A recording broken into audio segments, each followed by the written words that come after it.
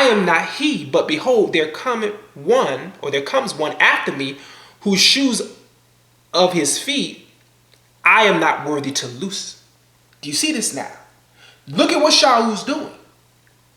What he's preaching, what he's saying to those in the synagogue. You understand? Listen carefully. Look at verse 26. Look at how he's preaching the word.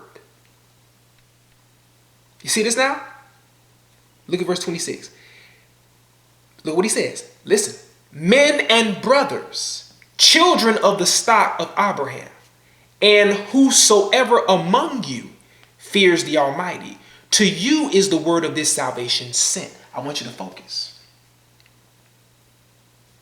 He's also speaking to not only Israel, but even those converts. We're going to learn as far as the Gentiles, but focus on how he specifies the stock of Abraham. But I want you to see how he identifies the converts, those who were converted to the ways of Israel. Even in his modern times, people will say Judaism. You understand? But what's very interesting is a lot of people, they'll say Judaism, but they're only identifying one tribe. Isn't that interesting? Those in their sectarianism, you never hear people say that they're in the religion of Reubenism or Danism. Thank you, my Father King, for your wisdom. Or Joseph or Yehusafism or Benjaminism or Godism or Naphtaliism, Manasseh-ism. You see this now. Notice how the common term is Judaism. Even today, when people identify themselves as being Jew, notice how it's only with one tribe. Many of you, do you hear a lot of people? I'm talking about as far as in these modern day times, as far as collectively speaking, you hear no one. They'll never say I am Danish, I am Reubenish, I am Josephish, I am Benjaminish, I am Menashenish, I am, please God, Father King. Those of you who know the 12 sons by name, you don't hear people say that they're Naphtali-ish. You don't hear that, do you? Isn't that interesting? I want you to think as our Father King opens our minds to see the sectarianism in our day, as in the ancient times. Notice how Shaul is talking to those stock of Abraham, but also to those who are converted over. Let's read it again for clarification. Verse 26. Men and brothers, children of the stock of Abraham, and whosoever among you fears the Almighty, to you is the word of this salvation sent. You see this now. Notice how the gospel now is being presented to Israel, Yashrael. You see this, my brothers and sisters, and those converted over, those who were fearers. In modern day times, people will say, it's an interesting thing in the scholastic world. Many of you are probably familiar with the term God-fearers, those who fear the Almighty. You see this, my family. There are many who were converted over. In the book of Acts chapter 2, you will see that there were those who were also proselytes. Not just Jews, Yahudi, but proselytes. Do you understand? Now, let's continue. Verse 27. For they that dwell at Jerusalem or Jerusalem, and their rulers, because they knew him not, nor yet the voices of the prophets, which are read every Shabbat day or Sabbath day, they have fulfilled them in condemning him. You see this, my friend? Notice what Shaul is doing. Not only is he giving them the history, not only did he proclaim Yahushua to them and associated Master Yahushua with the promise that was made pertaining to Da'uyad's seed, but notice how he identifies the struggle that his audience, those that were having a struggle pertaining to Master Yahushua. Let's read it again and really focus. Verse 27 again. Listen. For they that dwell at Jerusalem or Jerusalem, and their rulers, because they knew him not, nor yet the voices of the prophets which are read every Sabbath day, they have fulfilled them in condemning him. Do you see the struggle of the Israelites in ancient times? See, we have to let our Father King teach us and to really dissect the problem. Because even in these modern day times, people in sectarianism, they have an issue. And they're not being properly diagnosed. And this is why there's an issue. You understand, my family? Let's continue. Verse 28. And though they found no cause of death in him, yet desired they Pilate that he should be slain. You see this now? Now he's going back into what is specified in the gospel accounts. See, for those of you who say Shaul, my ancestor, the Apostle Shaul, taught something different, you know, a lot of people, they'll assert and say, Apostle Shaul taught, he didn't talk about the virgin birth, he didn't talk about this. Well, see, my family, you must be very cautious with your words. You have to understand that Lauk was in the company of Shaul.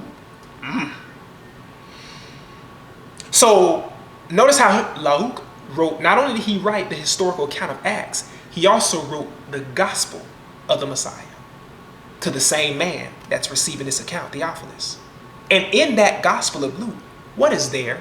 Is not the virgin birth there? Is it not proclaimed there? And if Lauka was in the company of Shaul, would Shaul not have known about that? But see, those of you who make the erroneous, that you teach erroneously, and you make the error of trying to separate Shaul from Luke, do you see your error?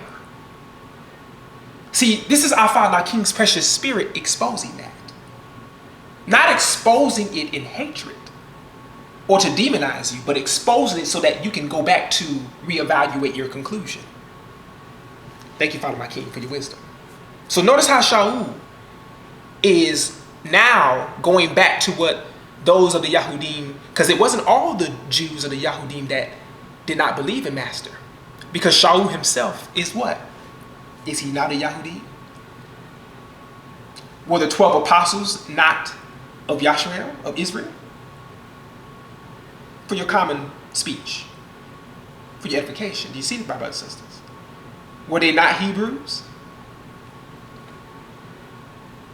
So don't make it seem that all of the Hebrews rejected Master Yahushua, because that's not true. The very foundations of what is known as, in modern day times, people say the church itself or the assembly, the very foundation of that was where? Where did it start from? Israel, Yashrael, Yerushalayim. From Master Yahushua, from his father to him, to the apostles, to the regions. You see this, my family? Judea, Samaria, it began to spread out from there. It did not start in Europe. You understand, my family? Let's continue. Look at verse 29. And when they had fulfilled all that was written of him, they took him down from the tree and laid him in a sepulchre. Notice what Shaul is doing when he's talking about Master Yahushua. He's giving the historical account. He's telling them what happened, bringing it to their remembrance. Look what he declares in verse 30. But the Almighty raised him from the dead. That's powerful. Did Apostle Shaul say that the Father raised himself from the dead? Did Shaul say that the Father died? Ooh. Woe unto sectarianism. Did Shaul, our ancestor, preach that?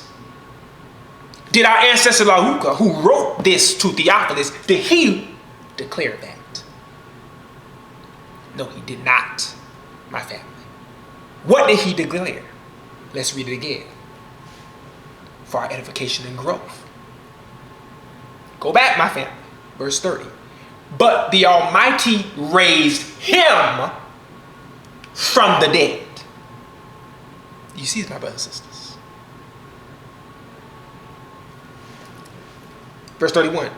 And he was seen many days of them, which came up with him from Galilee, to Yerushalayim, who are his witnesses unto the people.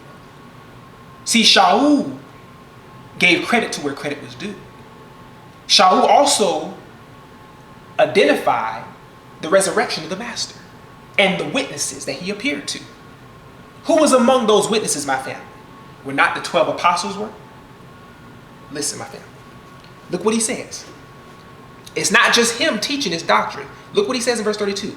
And we declare unto you glad tidings or glad news, how that the promise which was made to the fathers, the Almighty hath fulfilled the same unto us their children, in that he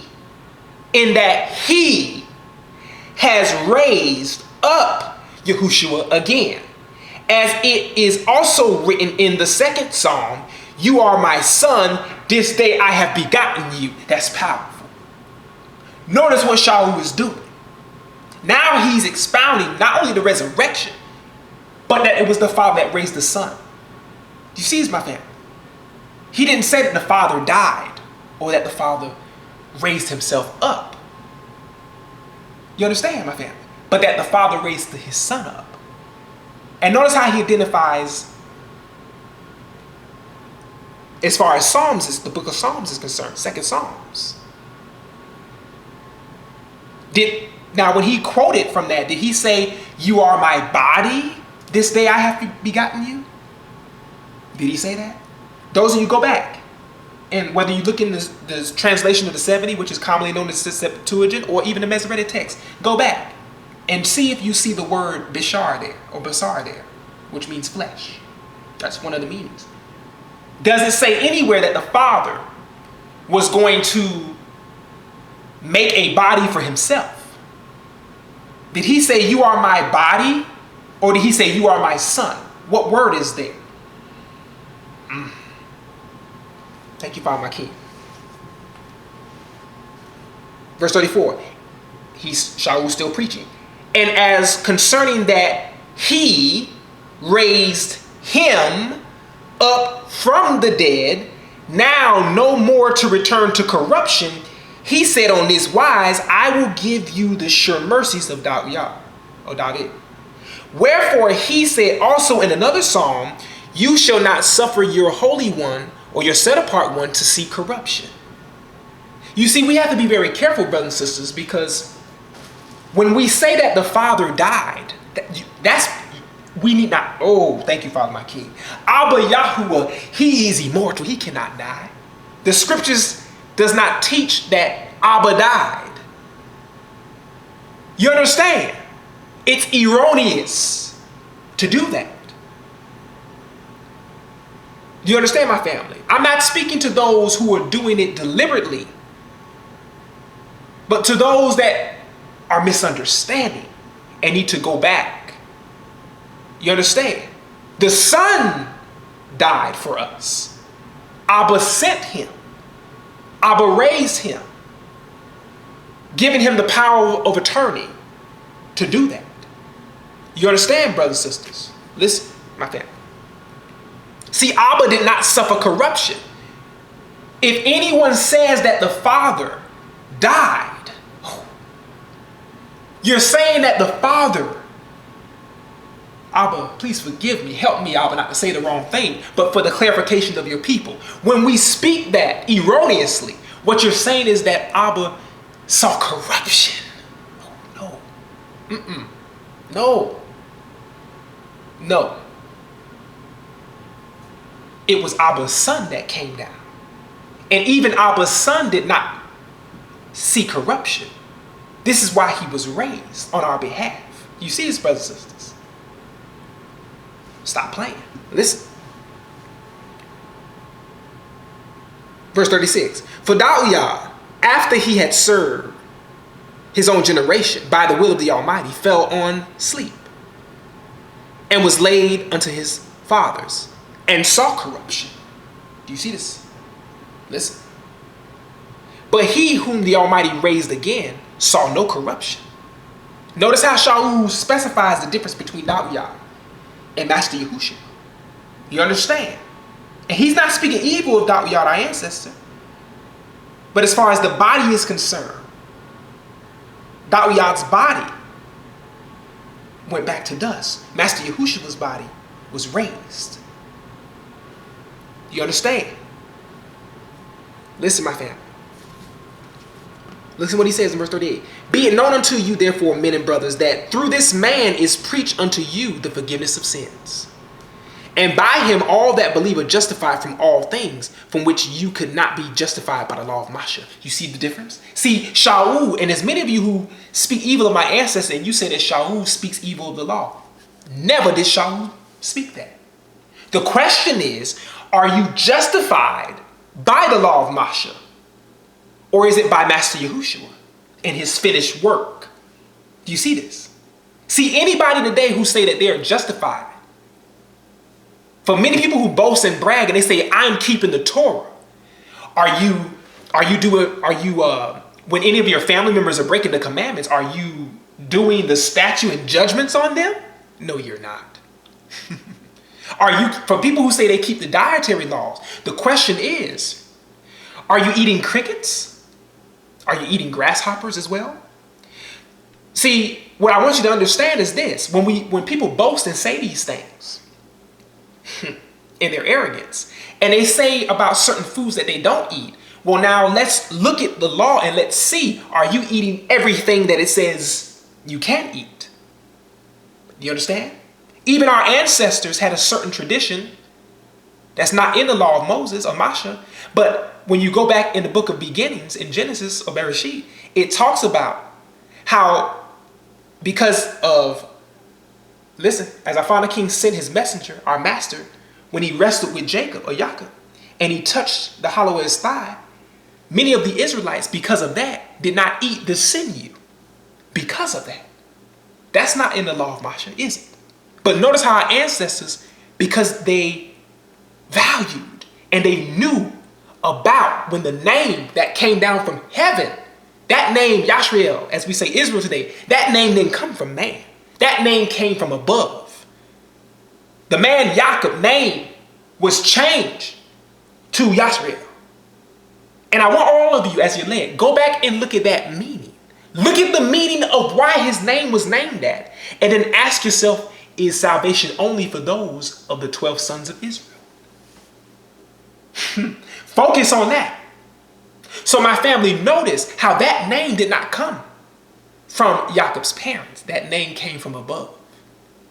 Find out the meaning of that name and internalize it. And our Father King is going to really elevate your learning. But notice how our ancestors did not eat from the sinew. Are many people who are saying that they keep the Torah, are you saying that you follow that as well? When you eat meat, do you not, out of respect of that, eat the sinew? If any of your family members are worshiping other gods, are you using capital punishment for that? For those who are living contrary lifestyles, are you enacting capital punishment for that? Not only keeping his laws and commandments, but also his statute and judgments in the land. Are you doing that? My family. This is not to embarrass you. This is for you to think. Shaul never taught against the law of Moshe. The question is, are you justified by that? Or are you justified in Master Yahushua? Think about that. Thank you, my Father, my King, for your wisdom. Look what in verse 40. He says, beware therefore. Notice the warning in that. Notice the warning in what he's telling his audience. He says, beware therefore lest that come upon you which is spoken of in the prophets. Behold, you despisers, and wonder and perish. For I work a work in your days, a work which you shall in no wise believe, though a man declare it unto you. Notice how he's quoting my family. Now I want you to listen. Look at verse 42. Listen carefully. I want you to see the distinction. And I want you to see how the Gentiles, the other nations, I want you to see how they believe. Listen, verse 42. And when the Yahudim were gone out of the synagogue, listen, the Gentiles besought that these words might be preached to them the next Sabbath. Now let's stop for a moment. Because many people say, well, these Gentiles, they're not of other nations. Now, mind you, now Cornelius already done, him and his family and kinsmen and friends, they don't already heard that. You can go back earlier. And you can see that earlier on in Acts chapter 10. Okay? So, I want you to see now If these are Hebrews that has a Gentile mind, or Hellenistic Jews, I want you to go back up to verse 26 and focus on it carefully. Mind you now, there were proselytes, those who converted into the ways of Israel. Look at verse 26 again. Men and brothers, children of the stock of Abraham, and whosoever among you fears the Almighty, to you is the word of this salvation sent. Now, if these are, thank you so much, my Father, for your word. His word is irrefutable. It might be issues that people may have, but if we take our time and pray and let the Spirit of truth, our Father, our King's mind, to guide us and remind us of everything that Master Yahushua said, you see this now, we can all come to truth, the conclusion of Abba. You see this now. So notice how, even when you go into the original languages, notice when you look at this, notice the distinction. You understand? Now go back to verse 42. And when the Jews, notice that now, and when the Yahudim were gone out of the synagogue, the Gentiles besought that these words might be preached to them the next Sabbath or the next Shabbat. Listen. Now listen carefully. I want you to see something. Verse 43.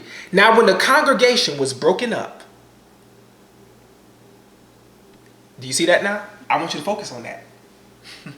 See, you're not going to come against my Father, my King's word now. Listen. Verse 43. Pay attention, my family. Now when the congregation was broken up, many of the Jews of the Yahudim and religious proselytes followed Shaul and Barnabas, who, speaking to them, persuaded them to continue in the grace of the Almighty.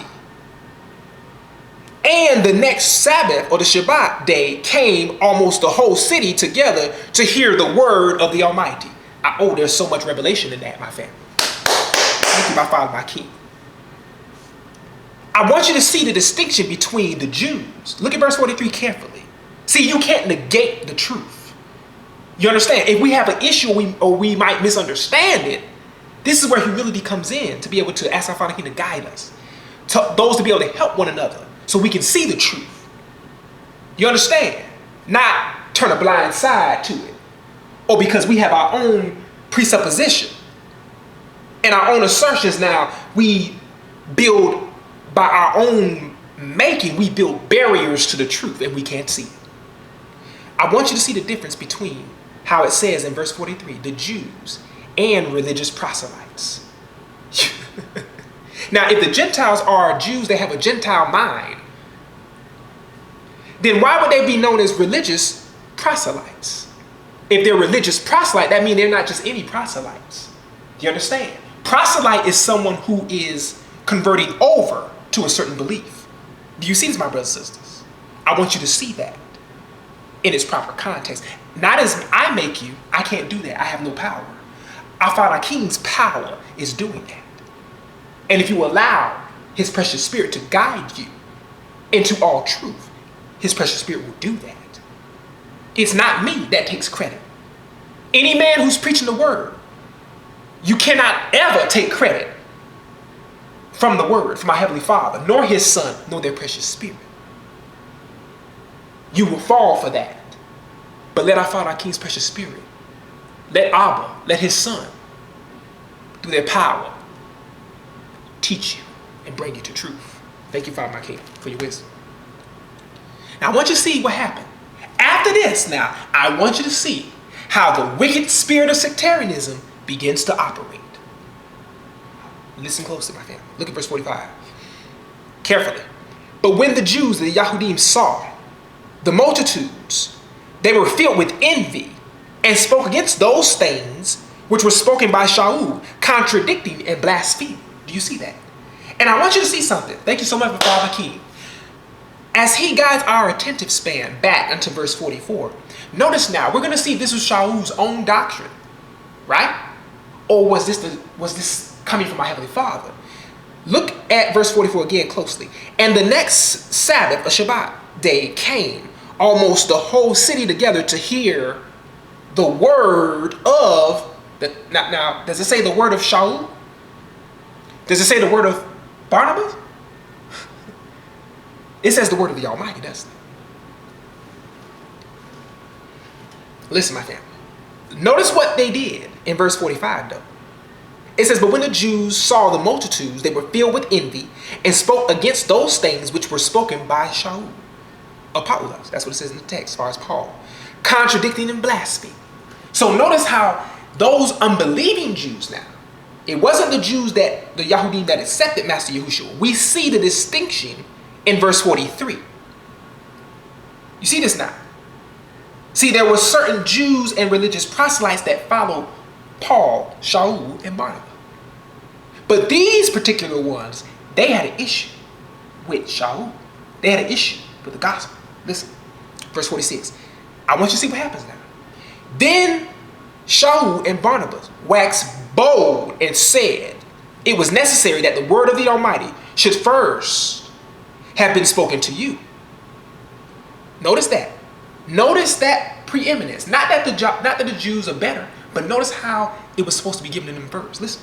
He says, then Paul and Barnabas waxed bold and said, it was necessary that the word of the Almighty should first have been spoken to you, but seeing you put it from you and judge yourselves unworthy of everlasting life, lo, we turn to the Gentiles.